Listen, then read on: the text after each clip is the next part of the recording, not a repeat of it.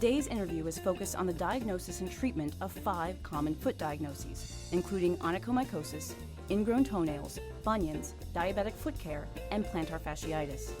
I am your host, Dr. Jen Caudle, and with me today is Dr. Maasi J. Smith, who's also known as America's Foot Doctor. Dr. Smith is a podiatric surgeon who received his Doctorate of Podiatry from Temple University. Dr. Smith is the author of Mischief Makers, a fictional suspense novel, and a second book entitled Feet Naturally, Nature's Guide for Healthy Feet. Dr. Smith, welcome to ReachMD. Good morning. How are you, Dr. Caudle? I'm good. Thanks so much for joining us. I know you have a busy day today. Are you in surgery? No, not today. Next week I have a busy surgical schedule, but today I'm okay. Okay, wonderful. I reserved it for you. Well, thank you. I know our listeners are really going to enjoy hearing some of these really common topics that we see in family medicine. So you're an expert in feet. You're a podiatrist. Yes, I am. Yes, I wanted to get your take on some conditions that we often see in family medicine and kind of help walk us through these conditions. So let's start with onychomycosis. Can you tell us kind of what causes it, or at least what symptoms a patient might present with? You know what? Onychomycosis, layman terms, nail fungus. Everybody's familiar with it. You know what? Nail fungus is caused by a dermatophyte. Everybody's seen the commercial for Lamisil when they have the little dermatophyte jumping under the nail and kind of growing and recreating itself and causing a whole bunch of issues with the nail. Usually you can see that with discoloration. The nail gets thick, it gets crumbly, it gets ugly, it gets nasty, it gets brittle. That's when people come to see me. Right, right. And, you know, for our family docs who are listening, on physical exam, you sort of mentioned some of the physical exam findings that we'll see, the crumbly nails, the discoloration, and things like that. You know, this is something I see in my practice a lot. For us family doctors and doctors who treat this, you know, what would be our first-line go-tos with nail fungus? You know, what should we go to first in terms of treatment? With podiatry, the way we're trained is we have to get down there and thin that nail out, because a lot of treatments, whether they're topical, usually the topical ones we usually try as the first line of defense. And the nail has to be thinned out, because if the nail isn't thinned out, some of the topical medications can't penetrate that thick dermatophyte layer. Actually, one of the other things, even before that, is you may want to take a culture, because sometimes a thick, discolored nail can be bacterial.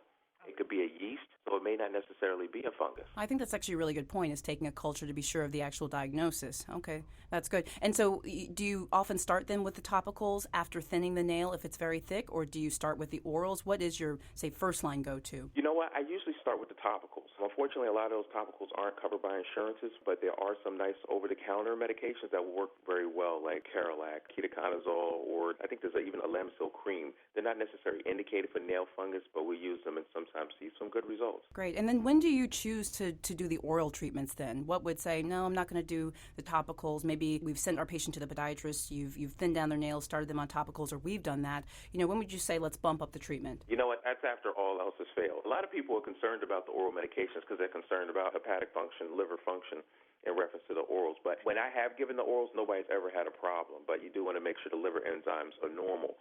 But when we give the orals, usually after all else has failed. Now, one treatment that they have, even before we get to the orals, is usually laser treatment.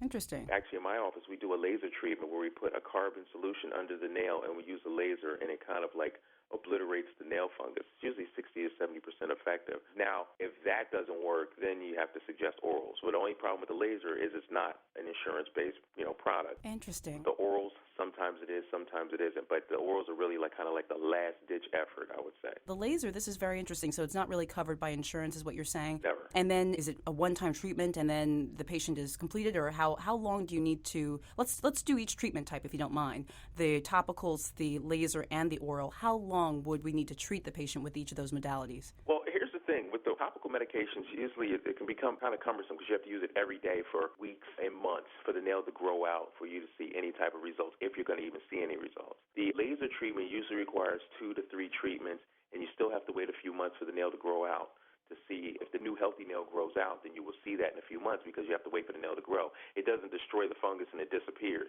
It has to grow out. Okay. The oral, you have to take that. It's a 90-day treatment. There's a pill medication which you take for 90 days straight. Then there's another one called Sporanox Pulse Pack where you take 4 pills a day for 7 days. Then you do nothing for 3 weeks. Then you do it again. Then do nothing for 3 weeks. But you do that for a 90-day process. So you're only taking medicines for 3 weeks out of the 90 days, but the medication's in your system for 90 days. So it all takes, none of it's a quick fix. It just doesn't work like that. No matter how you treat the nail, it's not going to be a quick fix. I mean, there's also the option of removing the nail and treating the nail bed. That doesn't often work.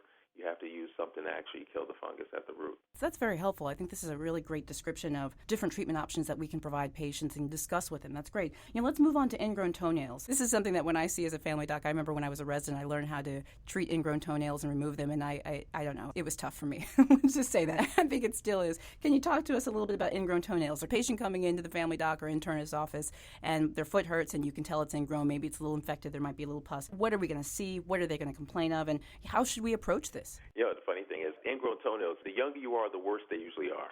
And I say that because older people, when an ingrown toenail starts to bother them, an ingrown toenail is when a part of the nail begins to fold into the skin. It could be because you cut the nails wrong, a bad pedicure, or you may have stubbed your toe that caused the nail to redirect in its growth path, and it may be pushing into the skin. But as an adult, as soon as you start to feel that pain on the side of the nail, and it could be either toes, typically the big toe, but it could be any of the toes, they come to the doctor. Now, what you see, especially as a family doc, I'm sure you see those teenagers that come in and say, my toe's been bothering me for a couple of weeks, and they'll take off their socks. Yes. And you'll see this big, red, puffy, just nasty toe. Yes. And you can see the nail grow. It's usually the big toe. And you can see this nail just kind of growing into the corner. The side of it's red. You have this kind of paronychia type look to it, and usually it's some drainage and stuff. But treatment is simple. It's usually some local anesthetics, sometimes some antibiotics, and you take sterile instrumentation. You just kind of take that nail and remove it from that border. It doesn't take that long to do, 10 minutes or so. Most people have an issue with the needles they have to get in their toes, but usually I tell the teens if you wouldn't have waited 2 months, we wouldn't have to do so much. Right. No, that's a really great point. And you said it's really not a big deal. I say to you, it's easy for you to say. I know, easy for you to say. Pretty much every day.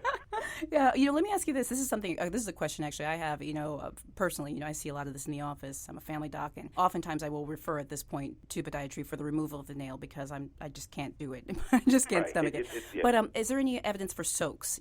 Foot soaks or things like that? Do you recommend any soaks while they're waiting to get in to see you? We got them on the antibiotics and all that stuff. What do you think about that? That's dangerous, especially when you start going into the realm of diabetes. Okay. Here's the thing. The issue with the ingrown toenail, there's an offending nail that's penetrating the skin. This nail is dirty. Just by way of being in socks and shoes and just regular everyday walking, the nail is dirty.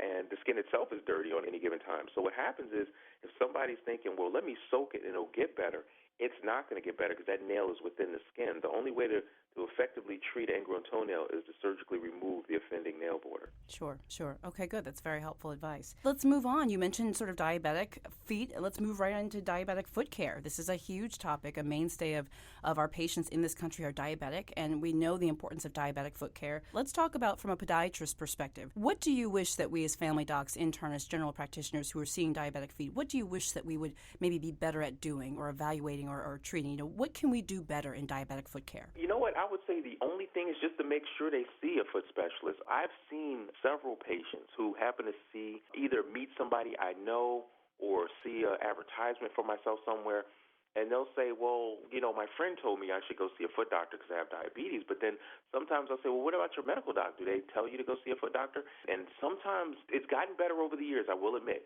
But generally, a lot of people will say, yeah, no, they didn't say anything about it. They'll have me take off my shoes, but they won't necessarily recommend me to a foot doctor. And I say that's extremely important because I can't tell you, and again, I do this every day, so, I see it more than the average person, of course. When somebody will come in just for, hey, I want you to check out my foot or something like that, and they may have discoloration in the nail, but it may not be a fungus. It may be a hematoma or bleeding under the nail, so which have to remove the nail. And then once I remove the nail, I see they have a little moderate infection under there. And they'll come to me because they see this little thing, and they heard that they should go see a foot doctor, but they weren't necessarily directed to see a foot doctor by their primary care physician. That's a great point. Don't get me wrong. It may be, 2 out of 10 times something like that will happen, but sometimes people will have these little nagging things going on their feet that they won't pay attention to because if their primary care doctor doesn't deem it as important, they may not deem it as important. And I've seen enough to know that feet, when people start having those massive issues with their feet, then comes depression and things of that nature. And I'd rather just be the person to just take care of it, get them okay. And if the primary care doctor can help me with that, then, perfect. But like I said, it's gotten better over the years. Right. No, that's actually a really good take-home point, is that as primary care physicians, we need to be referring our patients for diabetic foot exams. Now, what's the recommendation for frequency that you suggest we recommend our patients to go see you or another podiatrist for their diabetic foot care? How often? That goes along with what's going on with the issue. I have a diabetic now who has a wound. It opens up, and we can't figure out why. I've referred him to infectious disease, him and the primary care doctor have gotten together, and we can't figure out why this guy's wound keeps opening and closing. So somebody like him, he needs to come see me every 3 or 4 weeks just to make sure everything's okay. Regular general care, if it's a diabetic who really doesn't have a lot of problems, 4 times a year. Really? Yeah. Really? Okay. So even for the routine screening, patient with no particular issues that's diabetic, you do recommend 4 times a year. You know why? Because if they start getting diabetic symptomology like peripheral neuropathy, what happens is they may have issues and can't necessarily feel them, right, and may not mention it to the primary care physician. I had a patient who I was doing an exam with, and I kid you not, I talked to this patient for 5 minutes. I said, do you have any numbness and tingling in your feet? They said no. They said no several times. And then finally at the end of my examination, they said, well, I can't feel my feet. Interesting. Okay, Interesting. so Yeah, no, I think that's very, very important. Treat the feet like they're just as important as any other part of the body. It gets complex. It gets complicated. Some of the treatments aren't as simple as it may seem, and, I've seen the good and the bad and the ugly as far as foot health and diabetes, and all I say is, give your foot doctor a chance to take a look at it and see what's going on. Promise you we do a good job.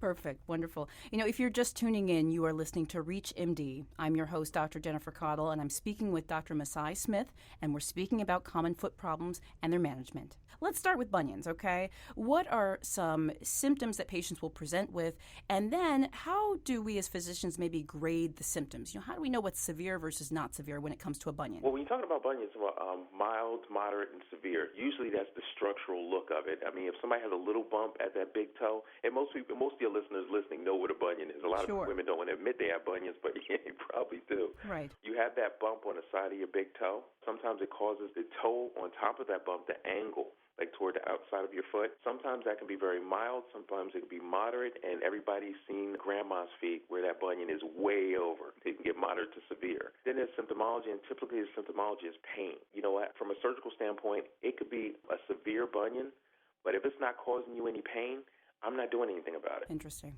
Okay. I don't want to put you in the worst position that you are in. I don't want to take a position where your toe is not hurting, and I do surgery on you, and all of a sudden it hurts because of postoperative issues. You don't want to do that. And plus, they're more difficult to treat the worse they are.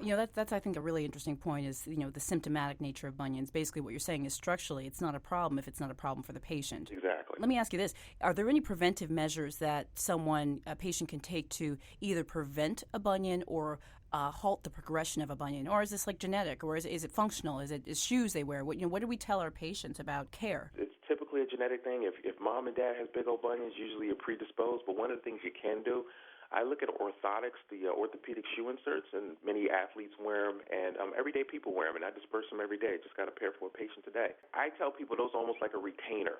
Like a retainer for your teeth from a dentist. It kind of holds things in place. It doesn't improve anything. It doesn't make things worse. It kind of just holds things in place. Sometimes a good foot exam is perfect for what you may need because the foot specialist could identify what type of structural issues you may be dealing with. Flat feet, high arch feet. Maybe you do have a bunion. Maybe you have that pain in the balls of your feet. Women who wear those high heels know what I'm talking about. So sometimes you can use a good orthotic device to kind of structurally maintain the structural aspects of your feet to kind of reduce the evolution of a bunion. Sure. As a woman, I have to say, you mentioned high heels and things like that. Do high heels contribute to bunions? Let's say you're not necessarily genetically predisposed to having them. Can wearing certain shoes make them more likely, or is that really not so much the issue? Oh, no, it's actually a perfect environment for a bunion. The bunion gods love high heels. The bunion gods. Yeah, the higher the heel, and, when you have that toe box that's very narrow, it pushes the toe over just as much. There's particular ligaments and tendons, and what you're doing is you're giving some of an advantage because you're pushing it over, and if you wear high heels enough, it kind of pushes that toe over. And you can imagine years in a high-profile job, and you're wearing high heels every day, that eventually that bunion is going to become more pronounced, and genetics don't have anything to do with it. It's the genetics of the shoe. I see. So I say 4-inch heels and below in moderation. Wear them when you have to, but wear some nice little slick sneakers when you can.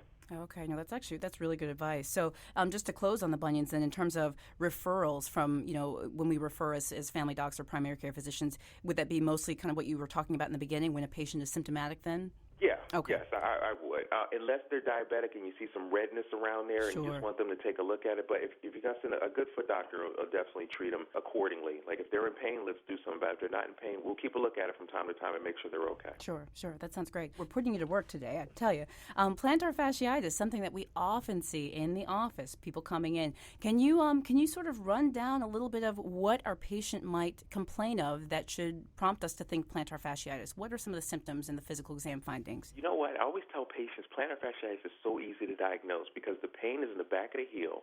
When you try to get up in the morning, it hurts like crazy. And it's an easy diagnosis because there's not much back there but your Achilles tendon, which everybody's familiar with, and your heel bone. So when you come in with that pain, I'm almost 90% sure you have plantar fasciitis. Now people are saying, what is that?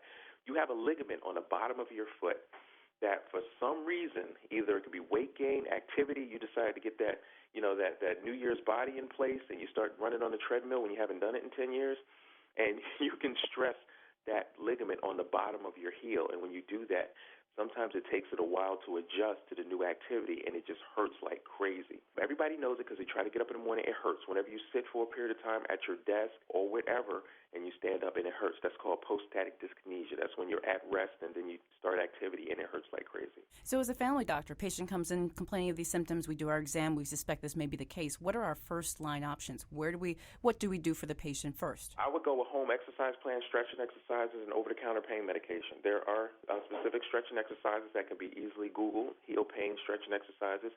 And one of the basic ones, take a bottle of ice water, freeze it, roll it under your heel. Over-the-counter medication can be simple as Aleve or Motrin. Then after that, you have to go injection therapy. Cortisone injections are not a bad thing. They're not a tough injection, about 2 or 3 seconds of discomfort, injected on the medial aspect of the heel to try to calm the plantar fascia down. Now, after that, we're talking surgical. Now, here's the thing I like the family doctors to know. Surgery for heel pain is probably the easiest surgery we do. In fact, in the past 30 days, I've done 4 cases. Really? And the reason being because the reason why we have to take you to the OR because we do have to put an instrument in there, so we want everything to be totally sterile, and the anesthesiologist will put you in kind of a twilight sleep. But it only takes about 10 minutes to do. So anybody out there think they need surgery because their heel pain is, on a scale 1 to 10 is a 10 and they can barely walk, sometimes it's worth it just to see your foot specialist and get the procedure. It's really simple. It's really to the point, and actually after the procedure, you can walk on it. Sure. Now, let me ask you this. Is there any role for physical therapy in plantar fasciitis, or do you not feel like that's something that we should recommend for patients? What are your thoughts about that? You know what? I did skip physical therapy. You're absolutely right, Doc. No, physical therapy is always an option. If any of the palliative stuff work, if exercises don't work, and that's kind of why you do the home exercise plan. In my head, that's physical therapy. But actually send them to an actual physical therapist, you can do that. But the way things are now, people don't have a lot of time to do physical therapy, so automatically we think home exercise plan. So that's kind of where I bundle therapy in my head. Now, if they have time to do it, we could send them for what? I think they do heat therapy, whirlpool, range of motion therapy of the heel and ankle, and try to do the Achilles tendon stretch to kind of stretch out that plantar fascia. Many thanks to our guest, Dr. Maasi Smith, America's Foot Doctor.